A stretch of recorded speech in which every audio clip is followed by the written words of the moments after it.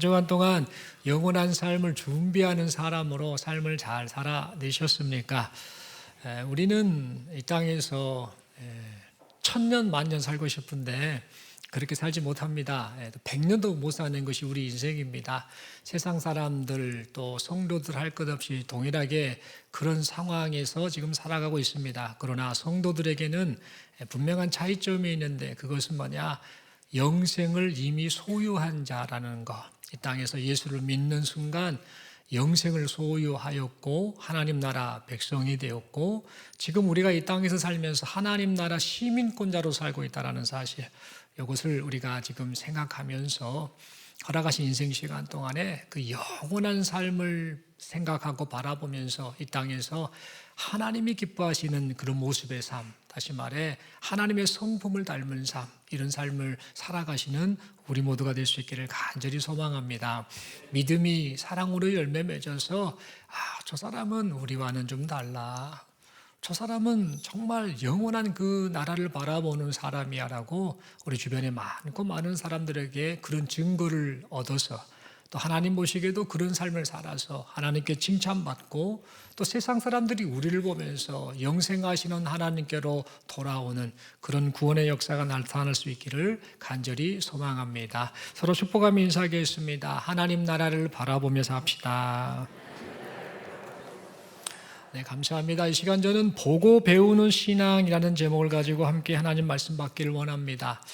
오늘 어린이 주일로 하나님 앞에 이렇게 모여 예배를 드리고 있습니다. 그래서 어린이 주일이다 보니까 또 고향에 가신 분들도 있는 것 같아요. 5월달을 맞아서 부모님께 인사드리러 가고 또 이런저런 또 사정이 있어서 출타하신 분들이 좀 있는데요. 이 어린이 주일을 맞이하여서 오늘 주신 이 말씀을 통해서 하나님 앞에 내가 이렇게 신앙생활을 해야겠구나, 그리고 사랑하는 자녀들, 그리고 우리 사랑하는 다음 세대의 아이들에게 이런 신앙의 본을 보여야겠구나, 이렇게 좀 다짐하는, 그래서 또 하나님이 주신 은혜로 우리의 생각이 바뀌고 마음이 바뀌고 삶의 태도와 우리의 말과 삶의 방향까지 바뀌어, 그래서 이런 우리를 통해서 우리 사랑하는 자녀들 또 우리 다음 세대가 참으로 믿음의 사람으로 세워져 나아가는 그런 은혜가 있을 수 있기를 간절히 소망합니다. 성경을 보니까 하나님께서 아브라함에게 찾아오셨습니다. 그리고 그 아브라함에게 아들을 주시겠다라고 약속을 하셨습니다. 그런데 그 아들을 주신 때가 언제냐면 25년이 지난 그 때였습니다. 그리고 이 25년의 기간 동안에 하나님은 아브라함을 하나님의 약속을 믿는 하나님의 사람으로 계속해서 빚어가셨습니다.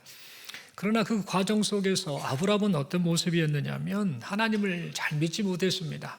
믿는 것 같아 보였는데 돌아서면 하나님을 불신하고 또 돌아서면 하나님 앞에 불순종하는 모습을 보였던 사람이 바로 아브라함이었습니다. 한두 번이 아니었습니다. 여러 번, 여러 차례 그런 반응을 보였던 사람이 바로 아브라함입니다.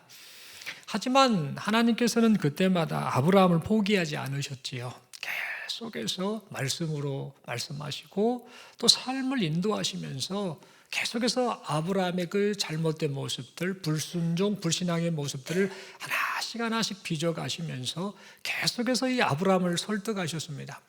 하나님은 아브라함을 포기하지 않으시고 그 하나님의 열심으로 그렇게 아브라함을 믿음의 사람으로 빚어가셨던 겁니다. 하나님의 이 설득하심으로 인해서 아브라함은 어떻게 되는가? 마침내 하나님을 진실로 믿고 의지하는 믿음의 사람이 되었습니다. 그 기간이 25년이나 걸렸습니다. 그리고 그 이후에 또 세월이 흘렀습니다만 어쨌든 이 25년의 기간 동안에 이 아브라함은 참 많고 많은 일을 겪었고 하나님을 실망시켜 드리기도 했습니다만 하나님은 그를 포기하지 않으시고 계속해서 믿음의 사람으로 빚어 가셨던 겁니다. 그러니까 아브라함이 된 것은요, 그의 잘남이 아니라 하나님의 은혜였음을 우리는 깨닫게 됩니다. 25년의 세월이 흘러서 이제 이삭이 출생하고 하나님은 진짜 약속을 지키시는 분이시구나 라는 사실을 깨달았던 아브라함, 그 아브라함이 또다시 인생을 더 살아갑니다. 그래서 세월이 흐른 어느 날이었습니다. 하나님께서 이 아브라함에게 황당한 명령을 내리셨습니다. 아들 이삭을 번제로 바쳐라라는 그런 명령을 내린 겁니다. 다시 말해 아들을 불에 태워 죽여라. 그래서 내게 제사를 드려라라는 아주 황당한 명령을 지금 하나님께서 아브라함에게 하셨던 겁니다. 하나님께서 이런 명령을 내리셨던 이유는 사람을 죽이는 것을 원해서가 아니라 아브라함이 어떠한 상황 속에서도 하나님을 진실로 믿고 경외하는지 그것을 확인하시기 위함이었습니다. 이때 아브라함은 어떤 반응을 했을까요? 망설이지를 않습니다. 다음날 아침 일찍 일어납니다. 그래서 하나님이 명하신 대로 향합니다.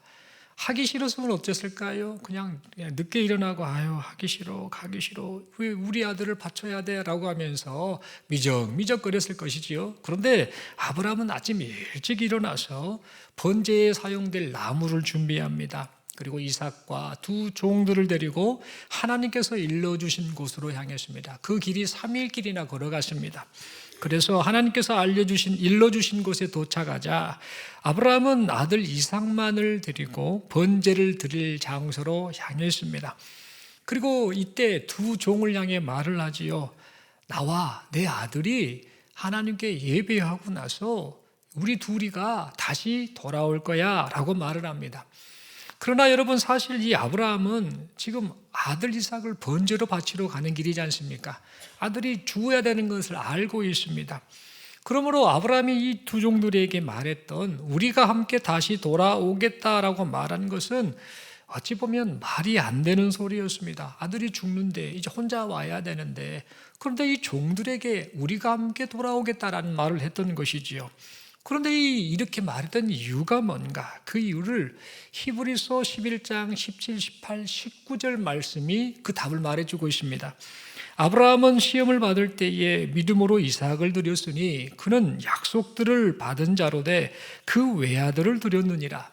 그에게 이미 말씀하시기를 네 자손이라 칭할 자는 이삭으로 말미암으리라 하셨으니 그가 하나님이 능히 이삭을 죽은 자 가운데서 다시 살리실 줄을 생각한지라.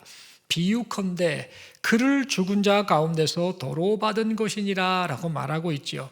이 말씀처럼 아브라함은 지금 아들 이삭을 번제로 바치러 갔는데 그래서 아이가 죽게 된다 할지라도 하나님이 그 이삭을 통해 하나님의 그 계획과 뜻을 이루시겠다라는 그 약속을 하셨으니 이 아들이 죽는다 할지라도 하나님이 다시 살릴 거야 라는 그것을 믿었기 때문에 그렇게 종들에게 우리가 지금 하나님께 예배하러 간다 그런데 함께 올 거야 라는 그런 말을 하였던 겁니다.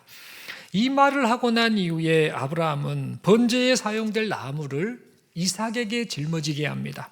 그리고 자신은 불과 이 칼을 손에 든 채 하나님께 번제를 드리러 이동을 합니다. 그런데 이때 이 아들 이삭은 아버지 아브라함의 행동이 이해가 되질 않습니다. 번제에 사용될 나무와 불은 있는데 아버지가 그것을 들고 있고 자신은 지금 번제에 사용될 그 나무를 짊어지고 있는데 이 번제물인 이 어린 양이 지금 없는 겁니다. 그래서 이삭이가 아버지를 향해 묻지요. 번제할 어린 양이 어디 있습니까? 라고 물었습니다. 그러자 이삭의 이 질문에 대해서 아브라함이 이렇게 대답을 하지요. 하나님께서 하나님 자신을 위해 친히 준비하실 것이야 라고 대답을 합니다. 그 말을 끝내고 나서 이제 아브라함과 이삭이 이제 마침내 그 번제를 드릴 장소로 도착을 하게 됩니다. 그리고 번제를 드릴 준비를 하지요. 그리고 제단을 쌓고 나무를 쫙 벌려놓습니다. 번제물을 태우기 위함이죠. 그렇게 했더니 아브라함이 이제 아들 이삭을 결박을 하고는 제단 나무 위에 놓고 이삭을 죽여 번제물로 바치려고 하였습니다. 그러자 이때 하나님께서 하나님의 사자를 통해 아브라함의 행동을 제지시키셨지요. 그리고 아브라함을 향해 말씀하십니다. 네가 하나님을 진실로 경외하는 줄을 알겠노라 라고 말씀을 하시면서 아브라함의 믿음을 인정해 주셨습니다. 그런 다음에 이 아브라함으로 하여금 수풀에 이 뿔이 걸려있는 이 순양 한 마리를 발견케 하십니다. 그래서 그 순양을 하나님께 번제물로 드리게 해주셨습니다. 이것은 무엇을 의미하는가? 하나님께서 아브라함이 아들 이삭에게 말했던 말이 있지요. 하나님께서 하나님을 위하여 번제할 어린 양을 친히 준비하실 거야 라는 이런 말을 했는데, 이 아브라함의 이 신앙 고백 그대로 하나님께서 친히 이 순양을 준비하셔서 그 번제를 받으셨던 겁니다. 우리는 이 내용을 살펴보면서 아브라함의 믿음이 이렇게까지 성숙할 수 있는가, 이렇게까지 성장할 수 있는가를 생각하며 깜짝 놀라지 않을 수가 없습니다. 아브라함은 본래 우상 숭배자였습니다. 하나님을 모르는 사람이고 다른 세상 사람들과 똑같이 우상을 섬겼던 집안에서 그 영향을 받았던 사람입니다. 게다가 하나님의 약속을 믿지 못해서 늘 불신앙과 불순종으로 살았던 사람이 바로 아브라함이었습니다. 아들을 주겠다라는 이 하나님의 말씀을 듣고 믿어요 라고 해놓고는 결정적인 순간에 인간적인 방법으로 사라의 몸종 하갈을 통해 이스마엘을 낳는, 지극히 인간적인 방법을 잘 사용했던, 어찌 보면 참 불신앙의 사람이다라고 해도 과언이 아닐 그런 모습이 바로 아브라함이었습니다. 하나님의 보호하심과 인도하심을 믿지 못했습니다. 그래서 애굽과 그랄이라는 곳에서 자기가 살기 위해서 또 아내를 나름대로는 지키겠다는 그런 명분을 가지고 자기 아내를 타인의 아내로 넘겨줘 버리는 그런 참 무능한 사람이 바로 아브라함이었습니다. 그런데 여러분, 이런 아브라함이 아들 이삭을 바치라라는 이 하나님의 명령을 듣고 하나님께서 책임져 주실 거야, 아들이 죽어도 하나님이 다시 살리실 거야 라는 것을 믿고 한치의 망설임도 없이 순종하며 하나님을 신뢰하는 사람으로 변화되었습니다. 우리는 이러한 사실을 생각하면서 아브라함을 포기하지 않으시사 아브라함을 믿음의 사람으로 변화시키시고 성장시켜 주신 그 하나님의 열심을 생각하게 됩니다. 그러면서 아브라함을 믿음의 사람으로 성숙시켜 주신 이 하나님께서 우리에게도 동일한 은혜를 베풀어 주실 것을 생각하며 큰 위로를 받게 됩니다. 나 같은 놈이 뭐라고 이런 은혜를 주시는가를 생각하며 감사하게 되고, 또 하나님이 나 같은 존재도 변화시키겠구나라는 것을 기대하며 그 하나님의 일하심, 하나님의 그 열심, 하나님의 은혜를 생각하며 감사를 하게 됩니다. 이 하나님께서 지금도 우리를 이 믿음의 사람으로 계속해서 성숙하고 성장시켜 가고 계심을 믿습니다. 우리 서로에게 축복하며 인사하겠습니다. 하나님께서 당신을 지금도 빚어가고 계십니다. 이 아브라함이 이렇게까지 변화된 것은요, 우리가 생각하기에 참 깜짝 놀랄 만한 일인데요. 그런데 오늘 본문을 보니까 또 우리가 깜짝 놀랄 만한 일이 또 한 가지가 있습니다. 그것은 뭐냐면, 아브라함이 이삭을 바쳐서 하나님께 번제를 드리려고 할 때에 이 아브라함의 아들 이삭이 했던 반응을 보면 우리는 깜짝 놀라지 않을 수 없습니다. 이삭이가 사실은 도망을 갔어야 됩니다. 자기 죽을 상황인데 도망을 가야 되지요. 그런데 도망을 가지 않고 거부 반응을 하지도 않고 그저 묵묵히 순종하고 있었음을 보게 됩니다. 여러분, 이삭이 어떤 상황 속에서 순종을 했는지 한번 생각을 해봤으면 합니다. 오늘 본문 창세기 22장 6절의 말씀을 보면 아브라함이 하나님께 번제를 드리러 갈 때에 이삭이 이 번제할 나무를 직접 짊어지고 갔음을 보게 됩니다. 아브라함이 아들에게 네가 짊어져라라고 이렇게 시켰겠지요. 근데 여러분, 알아야 될 것은 이 번제라는 이 제사는요, 이 제물을 완전히 태워서 드리는 제사입니다. 그러니까 어중간하게 타는 게 아니라 완전히 소각을 시키는 겁니다. 완전히 태우는 그런 제사입니다. 그래서 이 번제할 제물을 완전히 태우려면 어떻게 해야 됩니까? 이 태우는 데 있어서 불이 세야 되고, 또 불이 크게 나서 이 번제물을 태울 때 그에 필요한 나무, 이 번제할 나무의 양이 많아야 되겠죠. 그러니까 이 번제를 드릴 때는 특별히 나무의 양이 많이 필요했습니다. 아마도 적어도 한 10에서 20kg 정도 이상의 이 나무 묶음을 가지고 그걸 준비해서 번제물을 태웠을 것으로 추정합니다. 그러니까 창세기 22장 6절에서 이삭이 번제에 사용될 나무를 짊어졌다라고 했으니까 아마도 이삭은 10kg, 20kg, 많게는 30kg까지 이 나무 묶음을 짊어졌겠다라고 우리는 추측을 할 수 있습니다. 그리고 이 이삭이 이렇게 무거운 나무 묶음을 짊어졌다라고 한다면 아마도 이 이삭의 나이가 어린아이의 나이가 아니구나. 어느 정도 좀 덩치가 있고 좀 힘이 있는 그 나이구나. 그래서 아버지 아브라함이 이삭에게 그 나무 짐을 짊어지도록 했구나라고 우리는 생각할 수 있습니다. 실제로 성경학자들은요, 이 당시에 이 성경을 연구하면서 이삭의 나이가 만으로 최소 15세 이상에서 많게는 30대 중반까지 되었지 않았을까 그렇게 추정을 합니다. 정확한 나이를 공개를 하지는 않습니다만 연구한 결과 그 정도로 보인다라고 추측을 하지요.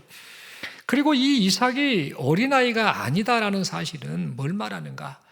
이삭이가 얼마든지 도망을 칠 수도 있었다라는 것을 우리로 하여금 생각해야 합니다. 이 나이를 생각해 볼까요? 만약에 이삭이가 15살이다라고 생각을 하면 아브라함의 나이가 115세지요. 이삭이가 만약에 30살이라고 한다면 아브라함의 나이가 130세입니다. 할아버지입니다. 힘도 없고 빠르지도 않습니다. 그러니까 이 아들 이삭을 만약에 아버지가 번제물로 바치기 위해 죽이려고 했다고 한다면 이삭이가 얼마든지 잽싸게 도망을 갈 수도 있고 거부할 수도 있었습니다. 그런 상태였다는 겁니다. 그만큼 이 이삭이가 어린 나이가 아니었다라는 것이지요. 그런데 이삭은 도망을 가지 않네요. 하나님께 드리는 제사에 그저 순종으로 반응했음을 보게 됩니다. 여러분, 그렇다면 이삭이가 왜 도망을 가지 않았을까요? 도망가도 되는데 왜 그랬을까? 우리는 이 점을 좀 생각해 보았으면 합니다. 여러분, 그 이유는 이삭이가 하나님을 진심으로 경외하는 아버지 아브라함을 보면서 아버지 아브라함이 경외하는 하나님, 아버지 아브라함이 믿는 하나님을 인정했기 때문으로 여겨집니다. 그리고 아버지 아브라함의 신앙을 그가 인정했기 때문으로 여겨집니다. 여러분, 5절의 말씀을 보면 아브라함은 두 종을 향해서 하나님을 예배한 후에 우리가 함께 너희에게로 돌아오리라 라고 이렇게 말을 하였습니다. 그리고 이 아브라함이 두 종들에게 이 말을 할 때에 그 자리에 이삭도 함께 있었지요. 이 두 종에게 말할 때 함께 있던 이삭이도 분명히 들었을 것으로 여겨지지요. 우리가 함께 돌아올 거야 라는 이 말을 두 종만 들은 것이 아니라 아마 이삭도 분명 들었을 겁니다. 그래서 이삭은 분명 이런 생각을 했을 겁니다. 번제를 드리고 아버지와 함께 돌아오겠구나 라고 생각을 했겠지요. 그래서 이 이삭은 이 말을 듣고 난 이후에 아버지를 따라서 둘이서 아버지와 함께 번제할 곳으로 이동을 했습니다. 그런데 이삭이 가만 보니까 번제에 바칠 양이 없는 겁니다. 이삭은 이때 분명 이런 생각을 했을 것 같습니다. 이게 어찌된 일이지? 라고 생각했겠지요. 그래서 아버지 아브라함을 향해 묻지요. 번제할 양이 어디 있습니까? 라고 물었습니다. 여러분, 여기서 또 생각할 것은 이삭이가 아버지 아브라함에게 이렇게 물었던 것은요, 이미 이삭이가 이 번제를 어떻게 드리는지를 잘 알고 있었다라는 사실을 말하고 있죠.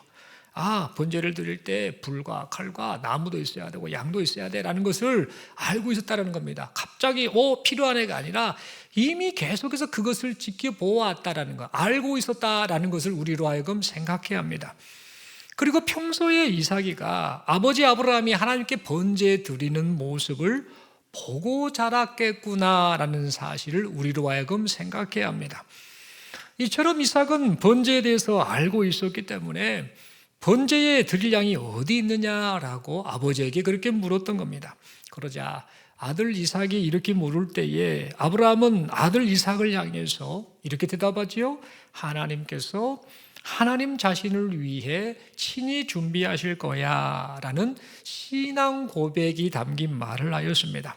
그러나 사실 이러한 이 아브라함의 말은요, 어찌 보면 아들 이삭의 입장에서 봤을 때 이건 실현 불가능한 일이었습니다. 지금 전혀 알지 못한 곳에 가서 이제 하나님께 번제를 드리는데 그곳에 가봤더니 번제할 그곳에 어린 양이 나 잡아가시오라고 하고 기다리고 있을 리가 만무했기 때문입니다. 그런 일이 일어나지 못하는 거거든요. 그러니까 하나님이 하나님을 위해 친히 준비하실 거야. 그 양을, 이 말을 들었을 때 이삭 입장에서는 이게 가능할까라고 여겨질 수도 있는 그런 상황이었습니다. 그런데도 이 이삭은요, 신앙 고백이 담긴 아버지의 말을 듣고 그 어떤 반응을 하지 않습니다. 불신의 반응을 하지 않은 채 아버지 아브라함과 함께 하나님을 위해 번제 드리는 일에 동참을 하였습니다. 그리고 아버지가 자신을 번제물로 바치려고 할 때 도망을 가지 않고 묵묵히 순종으로 반응하였습니다. 왜 그랬을까? 왜 이삭이가 이런 반응을 보였을까? 이런저런 상황을 다 따져보면 얼마든지 도망을 가야 되고 얼마든지 자기 판단대로 해도 될 수 있는 그런 상황인데 왜 이삭은 이런 반응을 보였던 것일까요? 여러분, 그 이유는 하나님께서 이삭에게 하나님을 진실로 믿고 경외하는 마음을 주셨기 때문입니다. 그리고 이삭이 하나님을 진심으로 경외하는 아브라함을 보면서 하나님을 경외하는 마음을 신앙으로 전수받았기 때문입니다. 즉, 아버지를 보면서 신앙을 배운 겁니다. 아버지를 통해서 하나님을 바라보는 그 눈이 떠지고 그 마음이 생겼을 것으로 생각이 된다는 겁니다. 그래서 이삭은 아버지 아브라함의 신앙을 보면서 아마 이렇게 고백했을 것 같습니다. 우리 아버지가 섬기는 하나님은 살아계셔. 우리 아버지가 섬기는 하나님은 전능하셔. 우리 아버지가 섬기는 하나님은 말씀하시는 바를 반드시 지키셔. 나도 우리 아버지처럼 하나님을 진심으로 경외하며 살아야지라는 참된 신앙을 고백하는 심정으로 그렇게 번제 드리는 일에 참여하는 순종을 했던 겁니다. 그리하여 그렇게 순종을 할 때 하나님께서 아브라함에게 하신 이런 말을 듣지요. 이제야 네가 하나님을 경외하는 줄을 아노라 라는 이 말씀을 아브라함과 함께 있었던 이삭도 분명 들었을 것입니다. 여러분, 이때 이 이삭은 하나님의 말씀을 생각하며 하나님께서 우리 아버지의 신앙을 인정하시는구나라고 그렇게 생각했을 것입니다. 그래서 그 이후에도요, 이 이삭은 어떻게 사느냐면 아버지 아브라함에게 보고 배운 그대로 하나님을 위해 제단을 쌓습니다. 그리고 하나님의 이름을 부릅니다. 그러면서 하나님을 진심으로 경외하는 그런 삶을 살았습니다. 성경에 보니까 그 내용을 말하고 있어요. 창세기 12장 8절에 보면은요, 아브라함이 하나님의 부르심을 받고 하나님의 인도하심을 받아 살다가 베델 동쪽 산에서 무엇을 했느냐면 여호와께 제단을 쌓고 여호와의 이름을 불렀습니다. 그 이후에 이 아브라함은요, 헤브론에 있는 이 마므레 상수리 숲에 이르러서도 또 무엇을 했는가? 여호와를 위하여 제단을 쌓았습니다. 그리고 이삭을 나중에 백세에 낳지요. 낳고 나서 이 부엘세바라는 곳에서 에셀나무를 심고 거기서 또 무엇을 하냐면 영원하신 하나님 여호와의 이름을 불렀습니다. 그러니까 믿음이 온전하지는 않았습니다만 때때로 불신앙과 불순종의 반응을 보였던 아브라함입니다만 이 하나님을 만난 아브라함은요, 계속해서 하나님 앞에 하나님의 이름을 부르고 제단을 쌓고 또 하나님을 의지하는 그런 과정의 삶을 살았던 것이지요. 이삭이 태어나기 전부터 그렇게 살았고 태어난 이후에도 계속해서 그런 삶을 살았던 겁니다. 그런데 알고 보니까 그 모습을 누가 보고 배웠는가? 이삭이가 그대로 보고 배웠음을 봅니다. 창세기 26장 25절의 말씀을 보니까 이삭이 어떻게 행동했는가를 말하고 있습니다. 이삭이 그곳에 제단을 쌓고 여호와의 이름을 부르며 거기 장막을 쳤더니 라고 말합니다. 자기 아버지 아브라함이가 살면서 했던 하나님 앞에 보였던 그 삶의 모습을요, 이삭이 보고 배운 그대로 행하며 살았음을 보게 된다라는 겁니다. 여러분, 결국 우리가 알게 된 분명한 사실은 이삭의 신앙은 아버지 아브라함의 신앙을 보고 배운 신앙이었다라는 점입니다. 그리고 하나님께서 아버지 아브라함을 통해서 아들 이삭을 믿음의 사람으로 빚어가고 계셨다라는 점입니다. 사랑하는 성도 여러분, 이러한 사실은요, 부모된 우리, 어른된 우리, 이 부모된 우리, 즉 어른된 우리가 자녀들과 다음 세대 아이들 보기에 어떠한 태도로 신앙생활을 해야 하는지를 말해주고 있습니다. 여러분 고민이 많이 되지요. 이 시대를 보면은요. 또 옛날 어른들은 또 우리를 보면서 고민하셨고, 우리는 지금 우리 또 자녀들 다음 세대를 보면서 많은 고민을 합니다. 어떤 고민이 드냐면은요. 왜 마음이 괴롭고 힘이 드냐면, 자녀들이 어려서는 교회를 잘 다닙니다. 어렸을 때는 엄마 손잡고 아빠 손잡고 잘 다니지요. 그래서 그냥 막 잘 순종하는 것 같아 보이다가 청소년이 되고 또 청년이 되면 또 어른이 되면은요, 교회를 멀리합니다. 그리고 신앙생활을 안 합니다. 이런 경우를요, 참 많은 교회, 많은 성도들 가정, 많은 성도들의 상황 속에서 많이 보곤 합니다. 또한 교회는 다니는 것 같은데 하나님을 의식하지도 않고 인정하지도 않고 의지하지도 않은 그런 태도로 사는 우리 자녀들의 모습을 참 많이 봅니다. 이런 모습을 보면 참 많이 안타깝다라는 생각이 들지요. 여러분, 그렇다면 이런 문제가 발생한 이유가 무엇이라고 여러분들은 생각하십니까? 왜 이런 일이 발생할까? 어려서 손잡고 교회 다니고 또 신앙교육도 한 것 같고 이것저것도 한 것 같은데 왜 이런 일이 발생할까? 청소년이 되고 청년이 되면 이 아이들이 왜 교회를 멀리하고 하나님과 상관없는 인생을 살려고 하는 걸까? 세상이 악해서 그런 걸까? 도대체 왜 그런 걸까라는 그런 생각을 하게 되는데, 여러분들은 이런 문제가 발생한 이유가 무엇이라고 생각하십니까? 말씀을 드린 것처럼 신앙 교육을 안 하는 것도 아니지 않습니까? 나름대로는 우리가 한다고 합니다. 그리고 매주일마다 교회를 보내지 않습니까? 교회 가라 라고 보내기도 합니다. 그런데도 안타깝게 우리의 자녀들이 자라면서 교회를 멀리하고 있습니다. 하나님과 상관없는 인생을 삽니다. 도대체 왜 그런 걸까요? 여러 원인이 있겠죠. 여러 원인이 있겠습니다만 한 가지 좀 우리가 좀 깊이 있게 생각하며 이게 원인이지 않을까라는 생각을 갖고 우리 자신을 좀 돌아보면 좋겠습니다. 여러분, 그 원인이 혹시 부모된 우리, 어른된 우리 때문에 발생한 일이라고 여러분은 생각하지 않으십니까? 우리의 자녀들이 자라면서 교회를 멀리하고 하나님과 상관없는 인생을 사는 이유는 혹시 부모되고 어른된 우리가 신앙의 중요성을 인식은 합니다만 신앙을 전수한다고 하면서 정작 신앙의 핵심인 하나님을 진심으로 사랑하고 경외하는 그 마음, 하나님을 경외하는 마음, 하나님을 사랑하는 마음, 이 마음은 전수하지 않고 그저 신앙의 형식만을 가르치고 있기 때문에 이런 문제가 발생하는 것은 아닐까, 그런 생각을 해보게 됩니다. 여러분, 그 젊은 그 부부들이 아이들 막 어린 아이들을 키울 때 보면은요, 참 거기 보면은 참 행복해 보입니다. 어린 아이를 보면 우리도 많이 행복하지요.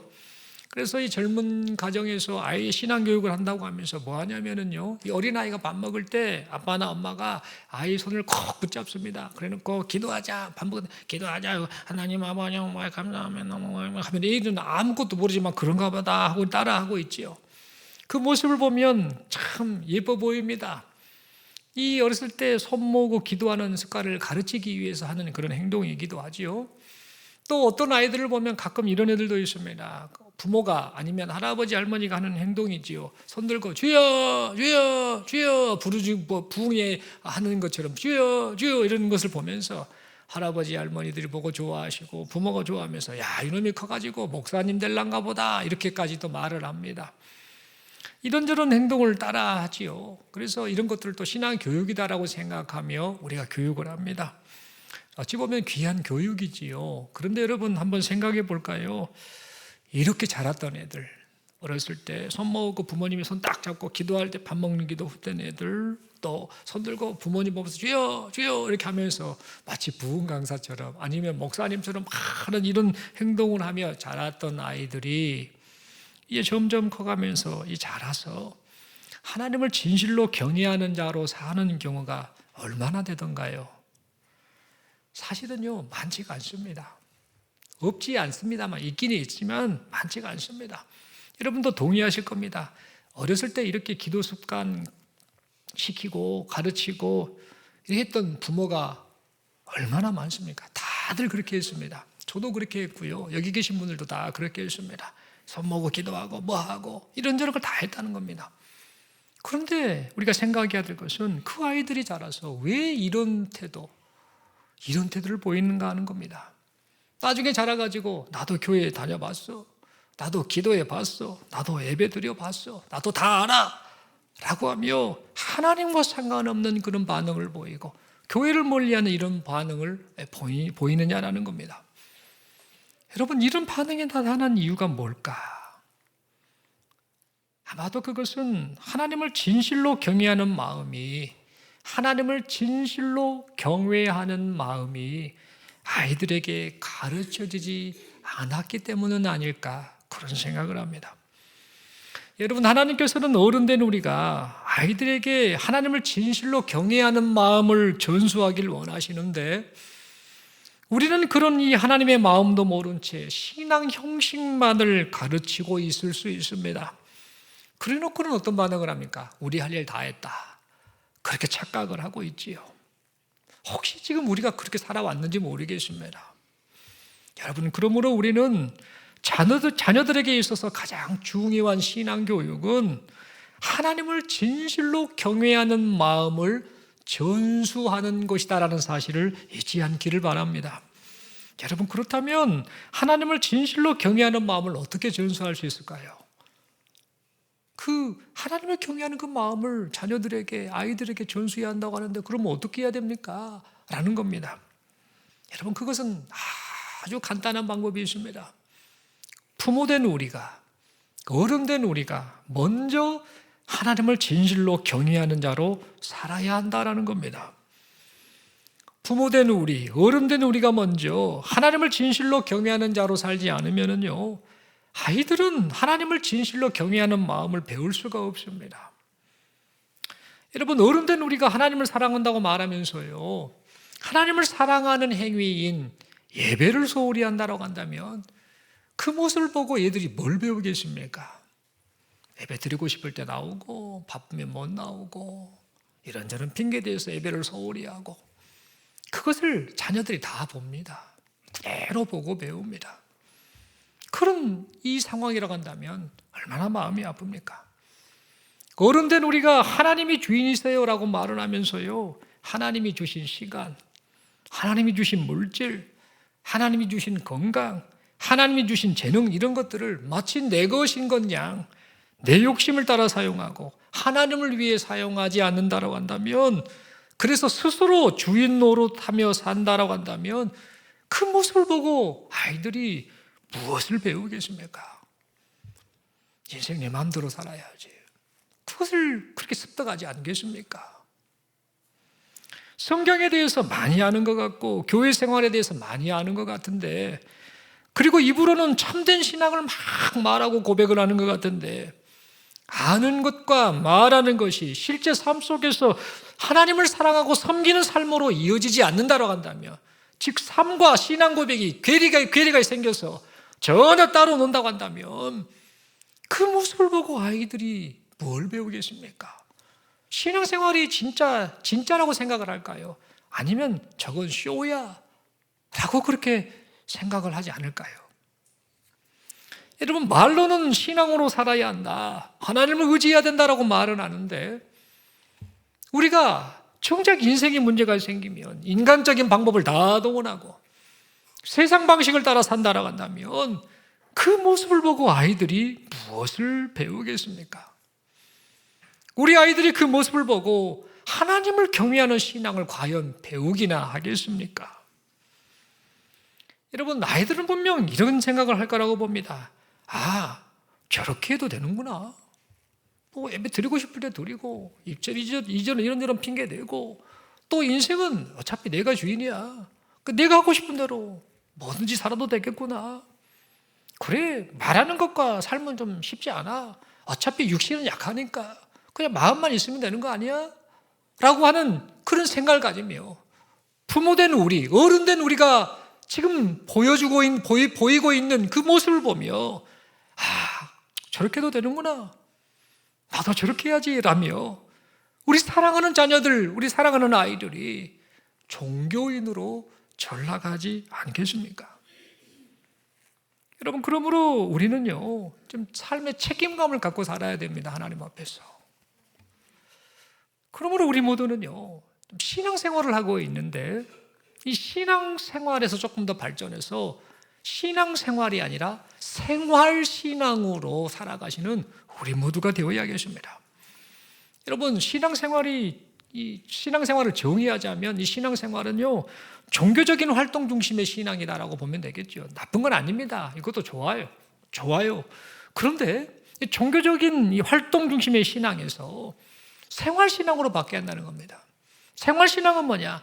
삶 전체가 하나님 중심의 신앙, 이것을 말할 때 생활신앙이라고 정의 내릴 수 있겠지요. 그러므로 신앙생활에 만족하지 말고 생활신앙으로 발전해서 그 모습을 보는 우리 자녀들이 나도 저렇게 사는 것이 참다운 신앙생활이지, 이런 고백이 나타나는 그런 은혜가 있기를 간절히 소망합니다. 여러분, 최근에 이렇게 계속해서 교역자들도 만나고 목사님들 만나고 또 이런저런 목회자들을 만나는데, 어느 목회자들과 대화를 하면서요, 신선한 충격을 받은 적이 있었습니다. 어느 그 목회자의 그 사람은 아버지가 목사님이신데요, 이 목회자와 대화를 하는 중에 그 목회자가 아버지 이야기를 하다가 이런 이야기를 하더라고요. 아버지를 가장 존경합니다. 그렇게 말을 하더라고요. 그 목회자는 인간으로서의 모습뿐만 아니라 신앙인으로서도 아버지를 참 많이 존경합니다라고 하면서 아주 자랑스럽게 진심을 담아 말을 하더라고요. 평소에 그 목회자를 보면서요, 참 사람의 심성이 착하다. 그리고 하나님 앞에서 참 정직하게 살려고 하는구나. 그리고 하나님 말씀대로 참 살려고 하는 그런 믿음의 사람이구나라는 그런 생각을 제가 평소에 해왔습니다. 물론 사람인지라 완벽하지는 않겠지만 그래도 그 목회자가 좋은 신앙인으로 지금 살아가고 있구나. 그래서 앞으로도 좀 변질 안 되고 신실한 성도요, 좋은 목회자로 살았으면 좋겠다라는 그런 간절한 바람을 제 개인적으로 해봤었습니다. 그런 과정 속에서 이 목회자로부터 신앙인으로서의 아버지를 매우 자랑스럽게 여긴다, 그 아버지를 존경한다라는 이 말을 제가 들었을 때에 이런 생각을 해봤습니다. 그 목회자가 하나님을 경외하는 마음을 아버지의 삶을 보고 배웠구나라는 그런 생각을 해보게 되었습니다. 하나님을 진실로 경외하는 이 아버지의 신앙을요, 그 목회자가 어려서부터 아버지와 함께하는 그 삶을 통해 보고 배웠던 것입니다. 사랑하는 성도 여러분, 우리도 이 어린이 주일을 맞아서요, 하나님 앞에서 좀 책임감을 가지고 살아갔으면 좋겠습니다. 우리의 신앙 태도가 지금 우리 자녀들에게 좋은 영향을 주고 있는지 아니면 악한 영향을 주고 있는지 우리 자신을 좀 돌아봤으면 좋겠습니다. 아이들에게 신앙을 전수하되 신앙의 형식을 전수하기보다, 물론 형식도 필요합니다. 그러나 이 신앙의 형식을 전수하기보다 신앙의 핵심인 하나님을 진심으로 경외하는 마음, 하나님을 진심으로 사랑하는 마음, 이 마음을 전수하며 살아가시는 우리 모두가 되기를 바랍니다. 이를 위해서 하나님과 자녀들 앞에서 우리가 먼저 하나님을 진실로 경외하는 마음, 이 마음을 품고 그 마음이 삶으로 나타나는 우리 모두가 될 수 있기를 간절히 소망합니다. 그리하여서 하나님께서 이 아브라함을 보시고 이런 말씀하셨지요. 이제야 네가 하나님을 경외하는 줄을 아노라 라고 그렇게 말씀하시며 인정하셨던 것처럼 우리 역시 하나님을 진실로 경외하는 자로 인정을 받는 그런 믿음의 사람이 될 수 있기를 바랍니다. 뿐만 아니라 이삭이 아버지에게 보고 배운 그대로 좋은 신앙을 따라서 하나님을 경외하는 자로 살았던 것처럼 우리의 자녀들도, 우리의 다음 세대 아이들도 우리에게 보고 배운 좋은 신앙을 따라서 하나님을 진실로 경외하는 자로 살아가면서 거기에서 그치지 않고 그 좋은 신앙이 우리 사랑하는 후손들에게까지 그대로 전수되는 그런 은혜가 있기를 간절히 소망합니다. 하나님 아브라함을 믿음의 사람으로 빚으시고 또 아브라함의 아들 이삭을 믿음의 사람으로 빚어가신 그 하나님, 그 하나님께서 우리 모두와 우리 자녀들 모두에게 동일한 은혜를 베풀어 주실 줄로 믿습니다. 우리 서로에게 축복하며 이렇게 권면하며 인사하겠습니다. 자녀들이 우리 신앙을 보고 배웁니다. 한 번 더 인사합니다. 우리가 먼저 하나님을 경외하는 삶을 삽시다. 한 번 더 인사합니다. 하나님을 경외하는 마음을 전수합시다. 이를 위해서 서로에게 손을 내밀어 축복하며 권면하겠습니다. 생활신앙으로 살아갑시다. 아멘이십니까? 예. 지금 책임감을 가지고 살아야겠습니다. 예. 우리 자녀들, 우리 다음 세대가 우리를 보고 있습니다. 그리고 지금 우리 자녀가 다 커가지고 지멋대로 하는데요. 괜찮습니다. 하나님이 빚어가셔요. 빚어가시는데 부모된 우리, 어른된 우리를 통해 그 일을 하실 겁니다. 그리고 또 하나님이 직접 손대기도 하시겠지요. 지금도 늦지 않았습니다. 지금부터 하나님을 경외하는 마음으로 살고 그 모습을 아이들에게 보이고 그 마음을 말로 전달하면서 하나님 떠나서는 살 수 없다. 하나님 사랑하며 하나님 경외하며 그렇게 살자라고 그렇게 이 자녀들에게 그런 축복의 말 또 신앙의 본을 보이시는 우리 모두가 될 수 있기를 간절히 소망합니다. 기도드리겠습니다. 하나님 아버지 말씀 받았습니다. 오늘 말씀을 통해서 우리 자신을 가만히 돌아봅니다. 내가 하나님을 참으로 경외하고 사랑하며 사는 사람인지 신앙생활한다고 하면서 형식만 갖춘 채 또 하나님을 경외하는 마음은 빠진 채 살고 있지는 않는지 우리 자신을 돌아봅니다. 자녀들이 신앙생활을 게을리하고 또 다음 세대가 신앙생활을 게을리하는 모습을 보며 또 이런저런 교육의 문제라든지 다른 것을 탓할 것이 아니라 내가 지금 가정에서 내 지금 신앙생활의 모습이 어떠한가를 먼저 돌아보게 하여 주시고 신앙의 형식을 전수하기보다 신앙의 핵심인 하나님을 사랑하고 경외하는 마음을 전수하는 우리 모두가 되게 하여 주옵소서. 이를 위해서 먼저 우리가 하나님을 진실로 경외하는 자로 살게 하여 주시고 그 모습을 보고 배운 우리 사랑하는 자녀들 다음 세대가 하나님 앞에 하나님을 경외하며 살아가는 그런 은혜가 있게 하여 주옵소서. 이런 은혜 주심을 믿고 감사드리오며 우리 주님 예수님 이름으로 기도드리옵나이다. 아멘.